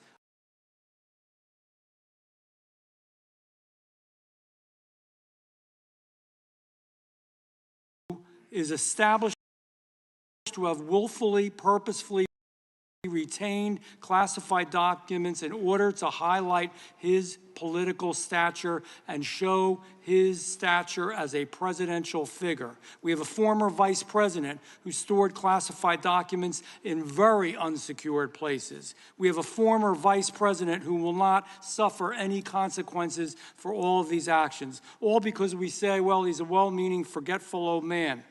You know, if you were kind of a well-meaning, forgetful old man that was driving a car and you forgot what you were doing a little bit and you hit somebody and killed them, I believe you'd be responsible. The law must apply, you know this, to everyone. The standard behind the decision not to prosecute Joe Biden, especially in light of Special Counsel Jack Smith's decision to prosecute President Trump for similar conduct, gives the real appearance of two standards. Just again, so much part of this Department of Justice. Justice for thee, but not for me. Special Counsel Hur, has any former president or vice president besides President Trump ever been criminally charged for knowingly retaining classified information after they left office? Yes or no? No. Would you concur that Special Counsel Smith's decision to charge a former president for retaining and disclosing classified information was an extraordinary, unusual, and unprecedented decision? I will not comment on that matter. Well, I'm going to comment. The answer is yes. Special Counsel Hur, these two reports are the culmination, in my mind, of the Department of Justice's two standards, and an example, again, of the Justice Department being weaponized against conservatives. You know, there's another piece to this, too. While I have just a few seconds. We know that when his ghostwriter was speaking to him, he also did recordings. And when he did those recordings, it was clear. In fact, I'll try to quote this here. It was a month in 2017, a month after Biden left as VP. He was aware of top secret classified materials that were, quote, downstairs. Is that true? That is reflected in an audio recording, yes. It's reflected in an audio recording, you know. So sometimes he may be sleepy, sometimes he may be forgetful, sometimes he may be cognitively impaired. There's no doubt about that. But man, when it came to his personal legacy, the way he wanted to be remembered, to be sure that he was a big deal, in plain English, in the future, he was willingly and knowingly breaking the law. And it's unfortunate that we have a Department of Justice that will treat one person one way and somebody else a different way. It's a sad day for America. Thank you, Mr. Hur. I yield back. Gentleman yields back. The gentleman from California is recognized. Mr. Hur, I want to ask you about some of the differences between the facts involving President Biden and President Trump. But before I do, I want to refer back to your opening statement in which you said that you did not disparage the president in your report. But of course, you did disparage the president. You disparaged him in terms you had to know would have a maximal political impact. You understood your report would be public, right? I understood, based on comments that the Attorney General had made, that he had committed to make as much of my report public as consistent with legal policy and legal requirements. And you could have chosen just to comment on the president's particular recall vis-a-vis a document or a set of documents, but you decided to go further and make a generalized statement about his memory, didn't you? Congressman, I could have written my report, theoretically, in a way that omitted references to the president's memory, but that would have been an incomplete and improper report, and that it did not reflect my analysis you could have and the explanation of my decision. You could have written your report with comments about his specific recollection as to documents or a set of documents, but you chose a general pejorative reference to the president. You understood when you made that decision, didn't you, Mr. Hur, that you would ignite a political firestorm with that language, didn't you? Congressman, politics played no part whatsoever in my investigative steps. But you understood nevertheless, the words didn't you, that I put in my report. Mr. Hur, you cannot tell me you're so naive as to think your words would not have created a political firestorm. You understood that, didn't you, when you wrote those words, when you decided to include those words, when you decided to go beyond specific references to documents? You understood how they would be manipulated by my colleagues here on the GOP side of the aisle and by President Trump. You understood that, did you not? Congressman, what the Attorney General, which you knew would not be explaining confidential. my decision, and that is what I did, Congressman. I followed the rules. You knew it would not be confidential. I followed them. You knew it would not be confidential, didn't you? Sir, the regulations required me to write a confidential report explaining my decision to the Attorney General. Which you knew would be released. It was up to the Attorney General to determine you understood it would be released, did you not? Would be released consistent with DOJ policy. You understood it would be released. You understood it would be released. I understood from the Attorney General's public comments that he would make as much of my report public as he could, consistent with legal requirements and DOJ policy. And you also understand DOJ policy that you are to take care not to prejudice the interests of the subject of an investigation, right? That is generally one of the interests that DOJ policy requires that prosecutors respect. And it was your obligation to follow that policy in this report, was it not? It was also my obligation to write a confidential report for the Attorney General explaining completely my What decision. you did write was deeply prejudicial to the interests of the president. You say it wasn't political, and yet you must have understood. You must have understood the impact of your words. You must have understood the impact of your decision to go beyond the specifics of a particular document, to go to the very general, to your own personal, prejudicial, subjective opinion of the president, one you knew would be amplified by his political opponent, one you knew that would influence a political campaign. You had to understand that. And you did it anyway. And you did it anyway. And let me just go to some of the differences here between the president's conduct and Mr. Trump's. In the superseding indictment, on page 3, it says that Mr. Trump suggested that his attorney falsely represent to the FBI and grand jury that he did not have documents called for by the grand jury subpoena. You didn't find anything like that with respect to Mr. Biden, did you? Congressman, I do not have the Trump indictment in front of me, but I need to address something that you said in your prior question. What you are suggesting is that I needed to provide a different version of my report that would be fit for public release.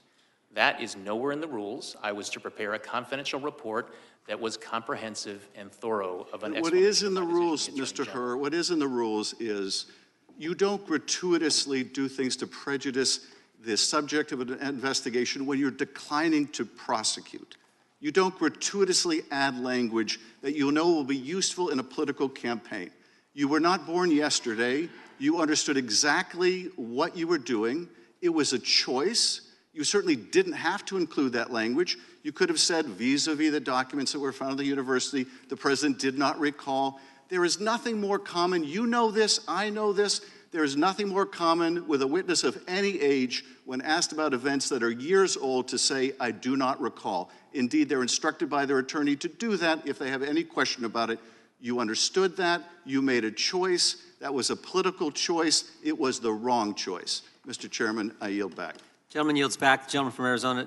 Did special counsel wish to respond to that final question? Yes, Congressman, what you are suggesting is that I shape, sanitize, omit portions of my reasoning and explanation to the Attorney General for political reasons. No, I suggest that you not shape your report for political reasons, which is what you did. That did not happen, Congressman. That did not happen. Gentleman yields back. The gentleman from Arizona is recognized for 5 minutes. Thank you, Mr. Chairman. Thank you, Mr. Hur, for being here. And thank you for your report. I've read it.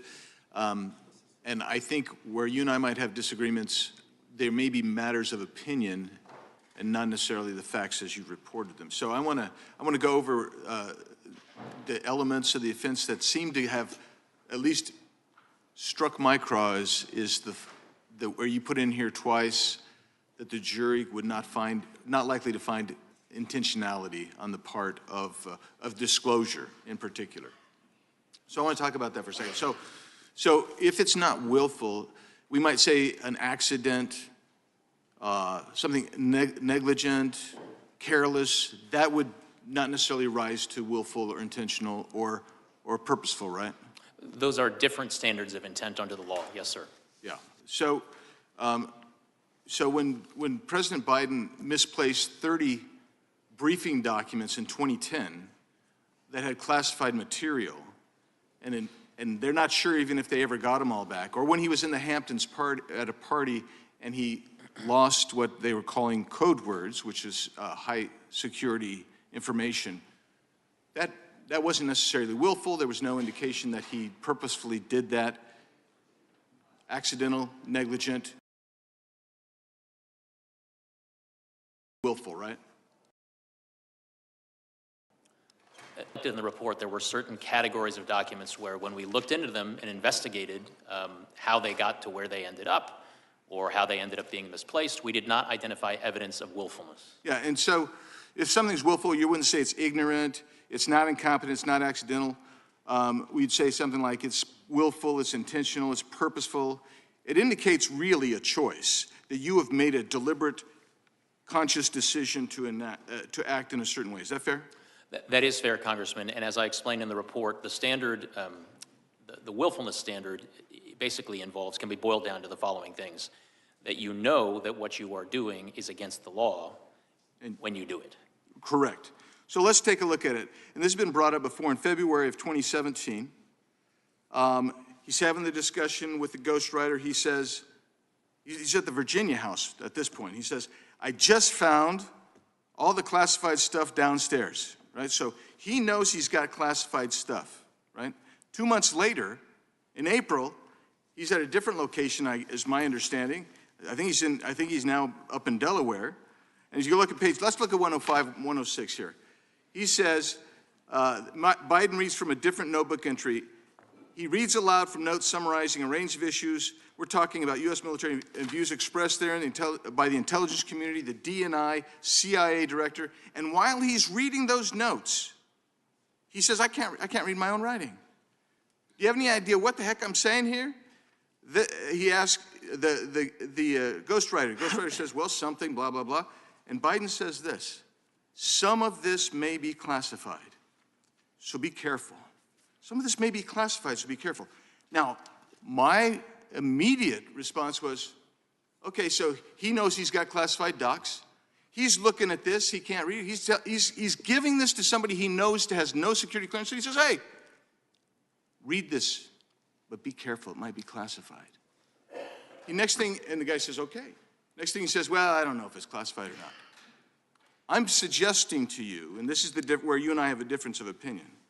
When you say something like, hey, look, this may be classified, be careful. That warning to be careful because it may be classified, that indicates guilty knowledge. That indicates he might know something more than he otherwise would have. And it indicates, then they go on and they read it. As you point out here, he reads classified information. And it's still classified today. That's on page 106. So when you look at this, it's hard for me to say, well, he was ignorant, he was incompetent, he was accidental. No. He had guilty knowledge. He knew and told the guy that he's going to expose that classified material to, hey, be careful. Be careful. It may be classified. That indicates something a little bit more than mere knowledge. Indicates that he has some intent there. Because the next thing he should have said is, hey, I don't know if it's classified, but we're going to skip over this until that's resolved. He didn't do that. What he said is, read it anyway. Yield back. Gentleman yields back. The gentleman from California is recognized for 5 minutes.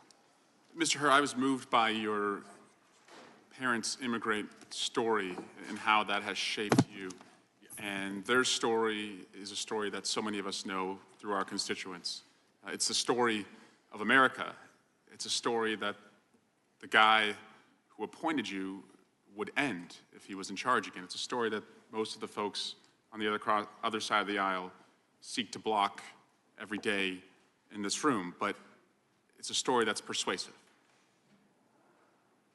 You want your report to be received with credibility, is that right?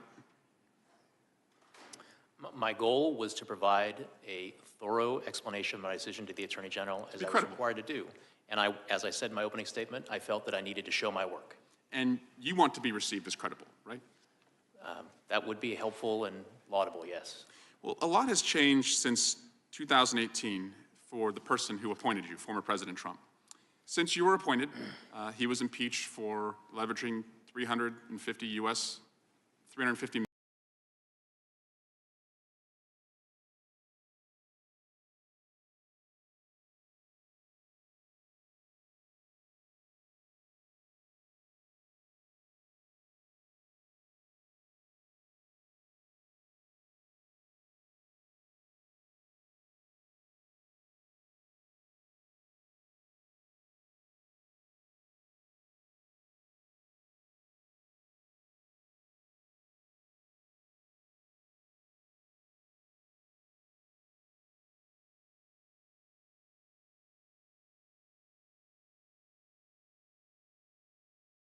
million U.S. taxpayer dollars.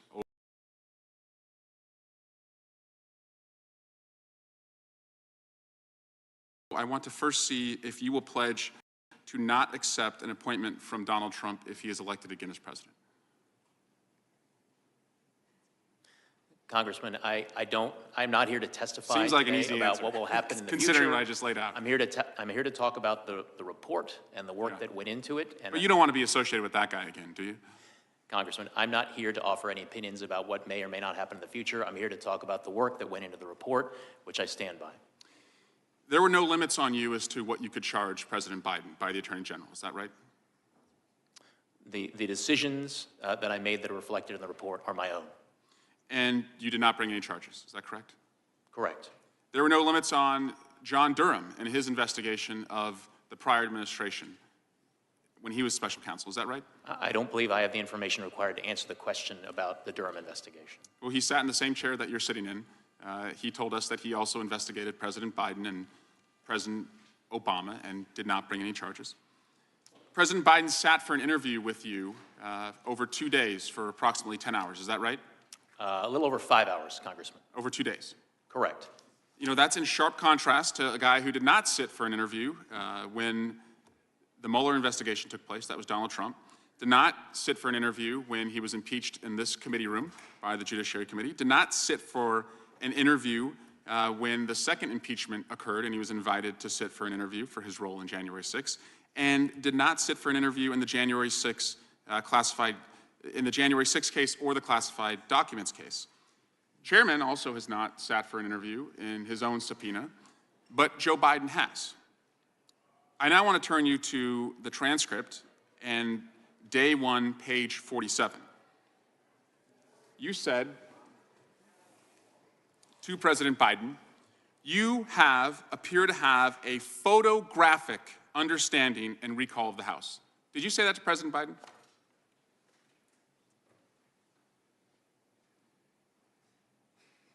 Those words do appear on page 47 of the transcript.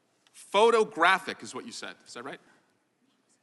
That word does appear on page 47 of the transcript. Never appeared in your report, though. Is that correct? The word photographic? That does not appear in my report. I now want to show you and play a video of what is absolutely not photographic. In the failing New York Times by an anonymous,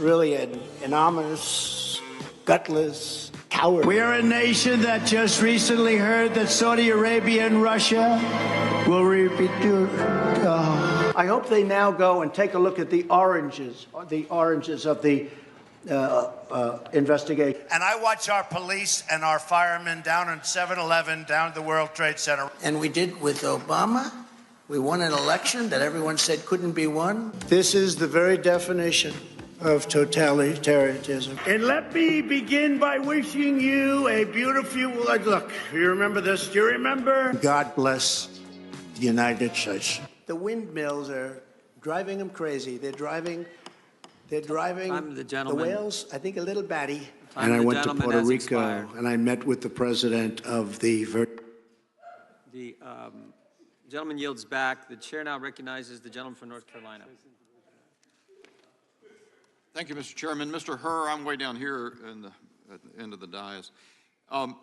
I think today the Justice Department released the transcripts of the interviews with President Biden. Are you aware of that? I understand that to be true, yes. Did you have any involvement in the decision or the timing of the release of the transcripts? No, Congressman. Did you make any recommendation about the release of the transcripts or being done or not? I did not. That was above my pay grade. Yeah, I don't know why they've been released so close to this hearing, but it sort of, it impacts our ability to evaluate your report and ask you questions about it. So, but there's one point, just as an illustration, on 221 of your report, you're describing, I think, it's the Afghan pack or something like that, about in 2009, I think is the information came from. And you say, as one reason not to prosecute Mr. Biden, says, in addition, Mr. Biden told us in his interview that he does not recognize the marking confidential as a classification marking.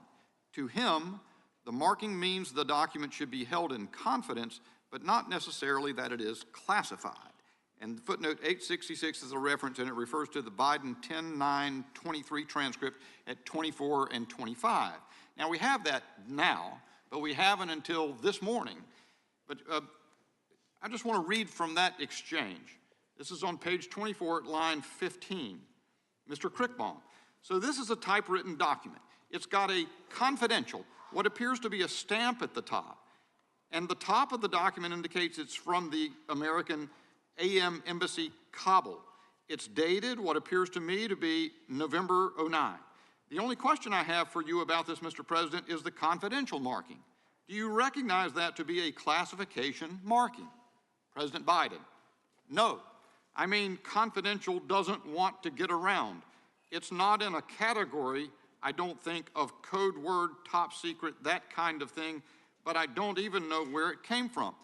Mr. Crickbaum, are you familiar with confidential as a level of classified information? President Biden, well, if I got a document that said confidential, it would mean that no one else could see it but me, and you give it, or the people working on this issue. Mr. Crickbaum, and are you aware that among certain categories of classified information, there is top secret, secret, and there's also a category of classified information called confidential? Is that something that you are aware of or not? President Biden, yes, I was aware of it. I don't ever remember when I got any document that was confidential that was meant for me to read and or discuss with the people who sent me the memo, so. And then it trails off. So as I read those answers, they're equivocal. He at first says he doesn't know. Do you recognize that to be a classification marking? He said no, and then goes on to explain. But then Mr. Crickbaum came back and he said, are you aware that among certain categories of classified information, there's also a category of classified information called confidential? And he says, yes, I was aware of it. So Mr. Hur, just in that one instance, there seems to be a discrepancy between the conclusion in the report or the summary of the evidence in the report and what the transcript says. Can you offer any guidance to this committee why you would put that summary in your report as opposed to saying that he gave inconsistent answers, or in fact, why didn't you nail down in the transcript which was the right answer? He's given answers that says no, and then he says yes. Why didn't you pursue it until you knew?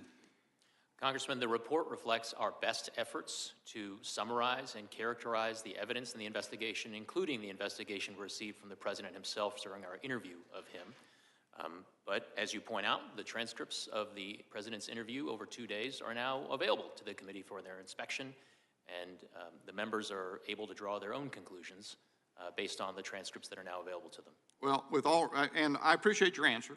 And I certainly think things, you can come up with some details that someone can disagree on, and it has the quality, I know, of some cherry picking because I've just found something, but we've only had a little bit of time to look.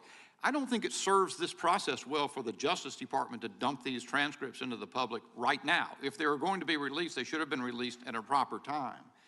And I think I'll leave it at that, Mr. Chairman. I'll yield back. The gentleman yield? The gentleman yield? I will yield to the chairman. Just real quick, Mr. Hur, someone earlier said, said something about changing the facts. You said, I'm not going to change the facts, but let's keep the facts the same, but change the subject. If you had the same facts and the individual that you were investigating was 65 and had a good memory, do you reach the same conclusion? Congressman, as I responded earlier to a question along these lines, I am not here to entertain hypotheticals about facts or circumstances that may be different. What I did was assess the evidence and the facts that I obtained in this investigation and make a judgment based on this set of evidence. Fair enough. The chair now recognizes the gentlelady from Washington for 5 minutes. Thank you, Mr. Chairman. Special Counsel Hur, thank you for being here. Thank you for your work. In your investigation, you reviewed more than 7 million documents and conducted 173 interviews of 147 witnesses, including President Biden. Is that correct? Yes, Congresswoman. And your 15-month investigation cost several $1 million and resulted in a comprehensive assessment that, quote, no criminal charges are warranted in this matter. Correct. So this lengthy, expensive, and independent investigation resulted in a complete exoneration of President Joe Biden. For every document you discussed in your report, you found insufficient evidence that the president violated any laws about possession or retention of classified materials. The primary law that you analyzed for potential prosecution was part of the Espionage Act, 18 U.S.C. 793E, which criminalizes willful retention or disclosure of national defense information. Is that correct? Congresswoman, that is one statute that we analyzed. I need to go back and make sure that I take note of a word that you used, exoneration. That is not a word that I'm appears going in to the report, continue and with that's my not part of my questions. task as a I'm going to prosecutor. continue with my The questions. I judgment know that I that the received, term, that I ultimately reached I know related to that the whether term, sufficient evidence existed such that the likely you didn't, outcome you would be exonerated a him. conviction. I know I that did the not term exonerate him. willful That word does not appear in retention the has a, report, Congresswoman. Mr. Hur, it's my time. Thank you. I know that the term willful retention has a particular legal meaning, and I want to make sure that that meaning is absolutely clear to the American people before we go any further. As you wrote in your report, to prove as a matter of law that the president, quote, willfully retained any documents, you would need to prove beyond a reasonable doubt two elements. First, that the president knowingly retained or disclosed national defense information, and second, that he knew that this conduct was unlawful. Is that correct? That's correct. And to be And I'm sorry, Congresswoman, that it was national defense information. That's an important third element. Okay, thank you. To be very, very clear, you did not find sufficient evidence to prove either of those elements beyond a reasonable doubt to show that Mr. Biden willfully retained any of the classified national defense materials that were recovered during your investigation, correct? My conclusion was that the admissible evidence was not sufficient to make conviction at trial a probable outcome. Not sufficient. Thank you. Let me ask you about a few specific examples so the American people are clear. One set of documents was discovered by investigators in the president's Delaware home. His staff had assembled those documents into binders in 2014 to prepare him for an event with Charlie Rose. Some of the documents in those binders were marked classified.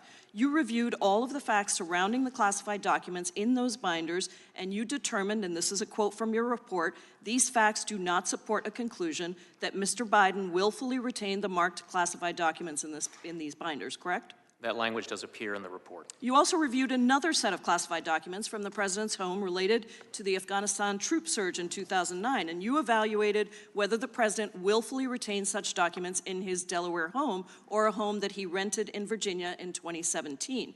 In your report, you said that there was, quote, a shortage of evidence, end quote, for any wrongdoing, and, quote, other innocent explanations for the documents that we cannot refute, end quote. Are those quotes correct? Congresswoman, if you have particular page sites for those quotations, I'd be happy to confirm their accuracy. Page 6. It's right up on the screen. With respect to the two quotes that are on the screen, in addition to this shortage of evidence, there are other innocent explanations for documents we cannot refute, and we conclude the evidence is not sufficient to convict, and we decline to recommend prosecution. I was just going to get to that, and you concluded that, quote, the evidence is not sufficient to convict, and we decline to recommend prosecution, end quote. Those are your words in the report, correct? Those words appear in the report. Thank you. President Biden's counsel discovered a different set of documents at the Penn Biden Center and voluntarily turned them over to the FBI. Those documents contain national security information, but you determined that you could not, in fact, prove that President Biden willfully retained those documents because, quote, the evidence suggests that the marked classified documents found at the Penn Biden Center were sent and kept there by mistake. Therefore, we decline any criminal charges related to those documents, end quote, correct? The language, we decline any criminal charges related to those documents, does appear at page 311 of the report. Thank you. You also reached a similar conclusion regarding the documents found in President Biden's Senate papers at the University of Delaware. Quote, for these reasons, it is likely that the few classified documents found in Mr. Biden's Senate papers at the University of Delaware were there by mistake, correct? That language does appear at page 325 of the report. So it seems to me that the crux of the report, the main story, is that you found insufficient evidence to prove beyond a reasonable doubt that President Biden willfully retained any classified materials. That is the story of this report. And I yield back, Mr. Chairman. The gentlelady yields back. The gentlelady from Indiana is recognized. Thank you, Mr. Chairman. I just thank you, Special Counsel, for being here. If there is any legacy, you obviously see that there was a willful retention of these documents, but it's interesting for me that when you talk about sympathetic, well-meaning older man with poor, elderly man with a poor memory, it seems like every attorney would advise you to be sympathetic and be well-meaning, and it seems like the whole FBI needs to do, based on my hearings here, I need to do check on amnesia because everyone says doesn't recall. So it seems to me that it might have been something way more in his recollection, there's a typical I don't recall, because that's what ever since like that I've learned it here. So is there something more than that, that just I don't recall something for you to actually decide? Because it seems that this is the core of the whole investigation. Why didn't you pursue further the charges? Congresswoman, my judgment as to how a jury would likely perceive and receive and consider evidence relating to all the evidence that would be put in by both the government and the defense at trial